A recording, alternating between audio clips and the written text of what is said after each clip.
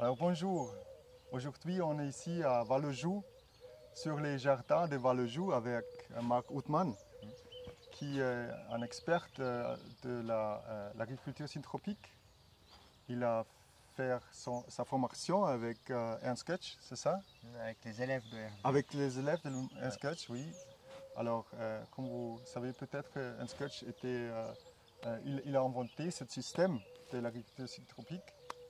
Et on va parler un peu avec Marc aujourd'hui. Il va expliquer un peu ce qu'il fait ici. Donc, je m'appelle Marc et je suis maraîcher ici à Vallejou en Dordogne. Je suis arrivé ici il y a 3 ans, après avoir passé 5 ans en Bretagne, pareil en maraîchage. Et donc depuis 1 an, je développe un projet au jardin de Vallejou d'agriculture syntropique. J'étais avant en maraîchage conventionnel et puis j'ai le souhait maintenant de changer et d'aller vers l'agriculture syntropique. Donc, les premières parcelles sont là. Super. Marc, peux-tu nous expliquer un peu qu'est-ce que c'est l'agriculture syntropique?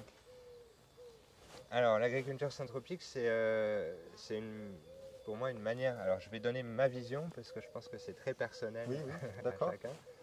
Et pour moi c'est une manière de voir la nature, c'est-à-dire qu'on a l'habitude, je fais souvent la comparaison avec l'agriculture conventionnelle, qui est de faire des lignes de toujours les mêmes choses, que ce soit des arbres, des légumes, des fruits, des petits fruits. Là il s'agit d'observer la nature comment elle est. Et en fait, quand on regarde une forêt qui est à côté, ou un peu partout dans le monde, on voit qu'il y a différentes strates, quoi. Il n'y a pas que des arbres en ligne. Voilà. Il y a des choses en dessous, il y a des choses au-dessus, il y a des plus grands, des plus petits arbres. Donc là, c'est recréer tout ça pour finalement imiter la nature et que l'homme reprenne sa place au sein de la nature, mais qu'il ne la détruise pas. Et c'est pas lui le grand chef d'orchestre. Il est là pour organiser les choses. C'est en tout cas la vision qui me plaît le plus. Ah, super, d'accord. Maintenant, ce que tu as dit, pour moi, c'est presque la même chose que la permaculture. Alors, qu'est-ce que tu penses de la différence entre la permaculture et l'agriculture syntropique? Alors, j'ai longtemps été intéressé par la permaculture. Je ne l'ai jamais mis en place au niveau du maraîchage, parce que ceux qui pratiquent le savent, c'est quand même beaucoup de travail. Ce qui est le cas aussi en agriculture syntropique, mais ce qui m'a fait changer au point de vraiment mettre ça en place, c'est que la grosse différence entre l'agriculture syntropique et la permaculture, on va aller cultiver ailleurs des herbes, des engrais verts et tout, du foin, de la paille, qu'on va ramener sur des parcelles de permaculture. Donc finalement, on enrichit une parcelle, mais on va pas détruire, mais on va appauvrir d'autres endroits pour faire vivre cette parcelle. Ici, l'agriculture syntropique, on a des espèces qui créent de la biomasse, souvent des espèces locales d'ailleurs, qu'on laisse grandir et puis qu'on taille régulièrement pour faire nous-mêmes notre propre biomasse, directement à l'endroit où on cultive. Donc non seulement on enrichit le sol à l'endroit où on est, même en cultivant, mais surtout on ne va pas détruire et appauvrir d'autres parcelles. C'est quand même dans un point de vue global. Moi je trouve ça beaucoup plus intéressant de se dire quand on restaure un endroit, on n'est pas en train d'appauvrir un autre endroit. Ça, c'est vraiment le principe de l'agriculture syntropique, il est là, quoi. Il est beaucoup dans la taille. Et le fait de tailler des arbres crée des synergies et des stimuli de pousse. Donc quand on taille un arbre, il va dire à son copain ou aux légumes copains, il va leur dire vas-y pousse, pousse. Voilà. C'est aussi ça, c'est d'amener toute une dynamique dans les parcelles, quoi, et pas des choses un peu mortes. D'accord. Bon, très intéressant, Marc. Qu'est-ce qui t'a inspiré pour faire l'agriculture syntropique? Alors inspiré, c'est parti en fait d'un événement plutôt malheureux.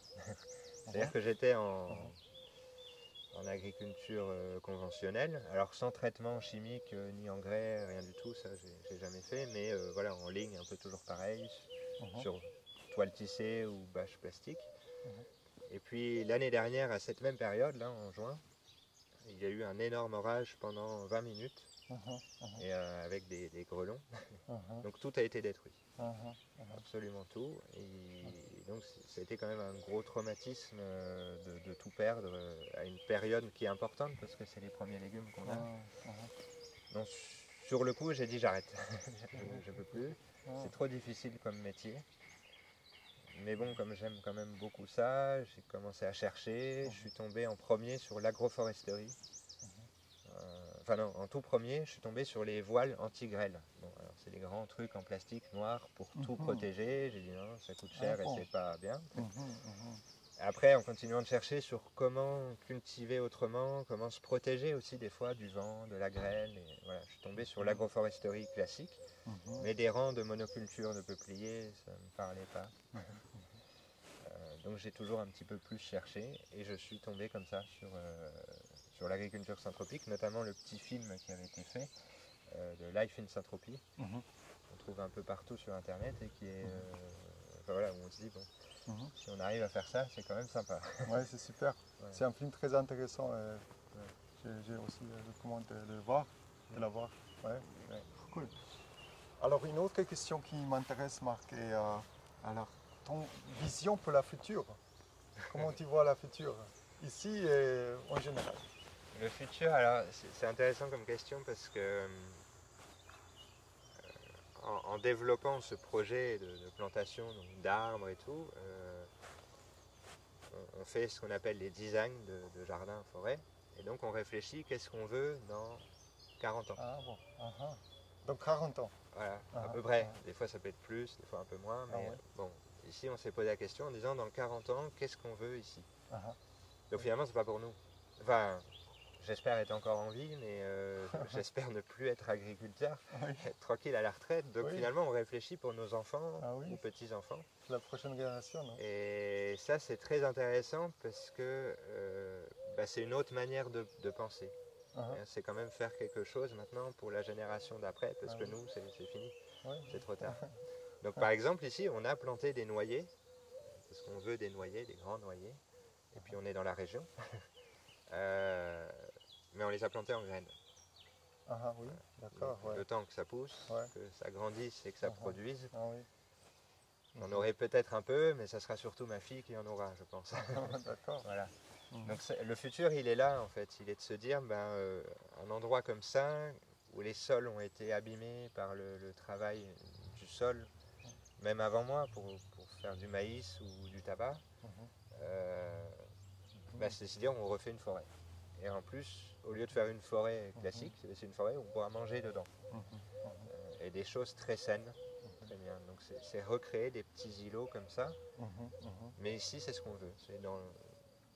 Après, c'est une vision d'un homme et d'un collectif derrière quand même maintenant.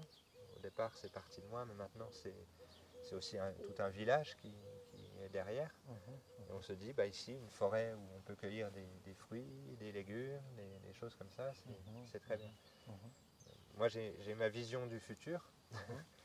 Où je me dis, j'espère que l'économie sera aussi différente. L'agriculture sera différente. Moi, je veux participer à ça, à changer. Mais j'espère que d'autres vont changer aussi l'économie. Ce qui fait qu'en fait, les gens pourront peut-être venir là et juste manger. Et qu'il n'y aura pas besoin de tout cet argent. Oui, c'est cool. Ce que je veux ici, dans cette région, il y a aussi beaucoup de marchés, non? Et c'est aussi peut-être une autre moyen de changer l'économie locale, parce que ce n'est pas partout comme ça, non? Il n'y a pas de marchés partout et il n'y a pas des producteurs locaux qui vont les produire directement. C'est aussi peut-être un autre moyen, comment faire avoir quelque chose de positif. Alors moi je n'ai pas la même expérience que ça, ni la même vision, puisque je viens de Bretagne. Et en Bretagne, il y a encore au moins 3 ou 4 fois plus de marchés qu'ici. Ah bon? Ouais, il y a vraiment dans tous les petits villages des marchés toute la semaine. Ici, j'ai trouvé qu'il n'y en avait pas beaucoup. Mais bon, il y en a plus que dans d'autres régions quand même. Donc c'est peut-être un équilibre, je ne sais pas. Moi je crois que c'est quelque chose qui qui est un peu en train de baisser les marchés, mais finalement qui pourrait reprendre. Ah oui. Ce qui est difficile, c'est que les gens ont une vie, ils vont au travail et du coup, à part le week-end et des fois le mercredi, un marché de jeudi, ben, tout le monde est au travail, quoi. Donc, on a un peu les retraités, ce qui est sympa, mais on n'a pas la population active. Donc c'est aussi trouver d'autres moyens. C'est ce qu'on a fait nous avec le magasin, de finalement avoir un libre service en disant les gens ils passent en rentrant du travail ou en y allant entre midi et 2 heures. Ils y vont quand ils veulent, quoi. Et, par contre, ça marche sur la confiance puisqu'il n'y a personne pour.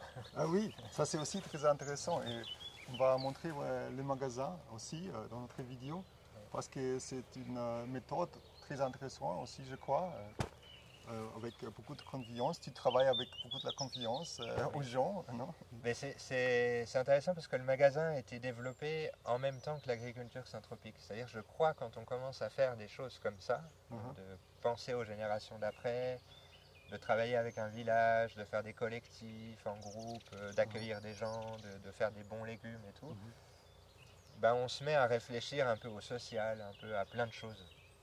Et c'est comme ça qu'on se dit, tiens, en fait, on va faire un magasin où on fait confiance aux gens. Tiens, on va faire venir des gens pour leur montrer ce qu'on fait et partager ça. Puis s'ils font quelque chose, on va aller les aider. Et ce n'est pas que de l'agriculture, finalement. C'est une manière de penser. Enfin, moi, je le vis comme ça, on change un peu tout. C'est très intéressant, l'agriculture syntropique, mais le fait de restaurer la terre, de régénérer le sol comme ça, on pense plein de choses. Je veux dire, derrière, on ne peut pas aller jeter du plastique en plein milieu de la nature, quoi. C'est un peu la régénération de tout, quoi, non? Oui. Des gens, de la culture, de social, de réseau social aussi, non? Oui, un peu, je crois. On a l'association, d'ailleurs, c'est notre charte d'association, elle est comme ça. C'est au centre de la charte, on a régénéré. Donc les sols, l'agriculture, mais aussi le lien social, aussi l'économie locale, et des choses comme ça. C'est le mot qui nous a fait tous avancer. C'est très intéressant. Ok, d'accord. Et on a juste parlé des réseaux sociaux ou les liens sociaux. Et on a vu que la mer était juste ici, non? Pour nous visiter. Alors c'est aussi important d'avoir des relations bien avec les gens qui vivent ici, en fait, non? C'est ça. Alors c'est vrai que l'exploitation est quand même au centre du village un peu, donc ça joue. Elle n'est pas excentrée. Et puis quand je suis arrivé, on a cultivé, mais c'est les terrains de la mairie. Donc j'ai toujours eu affaire à la mairie. Et il y a un an, quand j'ai voulu faire ça, déjà pour planter des arbres sur un terrain qui n'est pas à soi, il faut demander. Mais dans la vision de ce que je voulais faire d'agriculture syntropique, j'ai été voir la maire du village, Nathalie. Je lui ai expliqué en 2 mots en lui disant voilà, je veux planter des arbres, je veux faire ça, je veux cultiver autrement, je veux changer. Et c'est super parce qu'elle m'a dit on y va. Ouais. Donc, sans connaître exactement ce que j'allais faire, il y a une confiance qui s'est installée en disant on y va. Et il ne faut pas croire, en fait, c'est compliqué parce qu'il y a l'agriculture et puis il y a tout le domaine social où on a eu, et on a encore, des gens des 4 coins de la France, mais maintenant même du monde entier qui viennent voir, essayer, découvrir pour plus ou moins longtemps. Des fois c'est 1 semaine, 3 jours, des fois c'est 6 mois. Et donc c'est sympa parce qu'on a tout le village, et notamment Nathalie, la maire, avec le conseil municipal, qui aide à tout ça. On a pu louer un gîte dans le village, accueillir du monde. Aujourd'hui, on a monté un petit camping pour l'été. Tout est un peu mutualisé, on réfléchit ensemble et on construit ensemble. Moi, je travaille beaucoup maintenant avec la mairie. C'est cool. Et c'est très intéressant parce que ça m'a aussi fait changer de vision de la politique. En disant, finalement, tous les jeunes que je connais, ou comme moi j'étais avant, on critiquait beaucoup la politique, en disant ils sont tous pourris, c'est pas bien. Et finalement, on se rend compte que le système, il peut être bien. si les gens qui sont dedans, ils sont sains, et ils sont bien. Qui sont intégrés dans le projet un peu, non? Voilà. Comme ça, oui. Donc, moi, ça m'a un peu changé, ça aussi. C'est très intéressant, ouais. Et moi, je crois aussi que c'est très important dans les projets comme ça d'intégrer les gens locaux ici et aussi la politique même, peut-être, non? Oui. Parce que quand on voit ici, on fait les résultats et que c'est une situation win-win, non? Comment dire en français, je ne sais pas. Oui, gagnant-gagnant, ouais, c'est ça. Oui, gagnant-gagnant. Ouais, Tout le monde profite de ça parce qu'il y a des gens qui arrivent d'autres pays, le tourisme est aussi augmenté et tout ça. Ouais, le tourisme, les échanges, l'ouverture d'esprit aussi, le partage, manger ensemble, il y a plein de choses. Alors on a vécu le Covid qui était un peu dur, parce qu'on n'a pas le droit de se voir, de se réunir. Ouais. Mais bon, ça va parce que c'est dehors quand même. Et puis là, maintenant, ça reprend. Mais c'est des bonnes dynamiques. Et bon, c'est vrai que par exemple, ici, il y a 300 habitants dans le village. 300 habitants. Et nous, l'association, il y a 100-130 adhérents. Oh. Donc c'est pas mal pour une petite association oui, du village. 10% en fait, non? On est pas mal du tout. Ouais. Et voilà, donc il y a eu des chantiers participatifs, on fait des fêtes, enfin il y a plein de choses. Il y a l'agriculture syntropique, mais finalement il y a plein de choses culturelles autour. Cool. Donc on aime bien ça. Super. Et tu nous as dit qu'il y aura une conférence en octobre aussi, non? Alors oui, c'est ça, du 29 au 31 octobre. On organise ici, donc dans le village, des rencontres internationales d'agriculture syntropique. Parce que y a des petits essais qui sont faits un peu à droite à gauche, en France, à l'étranger, mais il n'y a pas forcément beaucoup de liens entre les agriculteurs, les formateurs, ceux qui voudraient essayer. Donc on s'est dit, bon, on va faire un truc. Et voilà, donc il y a ceux qui connaissent bien, qui ont appris, des élèves de Hans Goethe vont faire des conférences. La chambre d'agriculture sera là aussi. Et puis un peu les différents agriculteurs qui font des essais, dont nous, pour témoigner et aussi pour essayer de travailler ensemble. En disant, je sais pas, telle association, ça marche bien, ou ça marche pas, ou moi j'ai fait comme ça, lui il a fait comme ça. Pour essayer que tout le monde y arrive bien, quoi. Super. Ouais. Cool. Donc il y a ça, et on y a intégré effectivement sur le 30 et le 31 octobre, là, toute une dimension culturelle. Des concerts, des spectacles, des expositions, plein de choses. Super. Pour qu'il y ait le côté professionnel agricole, mais qu'il y ait aussi des familles qui puissent venir écouter un concert, mais aussi avoir une oreille sur l'agriculture. Et dire, ah tiens, c'est quand même intéressant ce qu'ils font, on va aller voir, et je vais peut-être faire ça dans mon jardin, pour un peu changer. Et bon, faire un truc que professionnel, agriculture, on s'est dit, c'est un peu costaud. C'est une super idée, j'aime beaucoup. Et on espère qu'on va être là, qu'on va venir pour tourner un peu de vidéos peut-être. Ouais, ça serait chouette. Ouais. Merci pour l'invitation. Ouais. D'accord, et peut-être une autre question. Quels sont les défis à relever ici pour toi? La patience. parce que mais c'est très personnel, mais moi je suis un peu, quand j'ai décidé quelque chose, on y va, quoi. Ah oui. Donc quand j'ai dit on change, on change tout. Donc là il y a un peu plus de 2 hectares. J'ai dit on plante des arbres sur 2 hectares et tout ça en un an. Ah oui. Bon, et puis après en réfléchissant un peu, en ayant d'autres personnes, on s'est dit c'est un peu fou quand même. Ouais. Donc on a prévu sur 3 ans. Ce qui est déjà un rythme très rapide de planter des arbres comme ça. Autant d'arbres, autant d'espèces, et entretenir tout ça sur 2 hectares d'ici 3 ans, c'est quand même déjà pas mal. Oui, c'est déjà pas mal, je crois. Mais je dis tout le temps, des fois, aux bénévoles, par exemple dans l'association, je dis, les gens, les industriels ou les politiques qui nous détruisent, ils travaillent. Donc il faut que nous aussi on travaille. Ah oui. Si on veut changer les choses, si on se lève à 11h du matin et qu'à 14h on va faire la sieste et qu'on boit l'apéro entre les deux, ça marche pas. Et il faut travailler, c'est important. Parce que sinon on ne peut pas suivre le rythme de la destruction de la planète. Donc il faut qu'on crée plus de choses qu'on en détruit. Et voilà, donc c'est pour ça qu'il y a aussi cet objectif de dire dans 3 ans, tout est changé, quoi. Il n'y a plus de plastique. Même les serres, là, je les veux plus. Mhm. On veut un vrai paysage Mhm. de nature. Cool, ouais, ouais. Ouais, c'est très intéressant. Et comme tu as dit, je crois que travailler avec la nature, non. Contre la nature, ça prend du temps, normalement.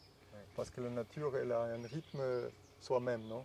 Comment Ouais. dire, elle a un rythme qui parfois ne vient pas exactement avec nos rythmes qu'on a appris à l'école ou je sais pas où, non? Ouais, exactement. Alors qu'en travaillant avec, c'est différent.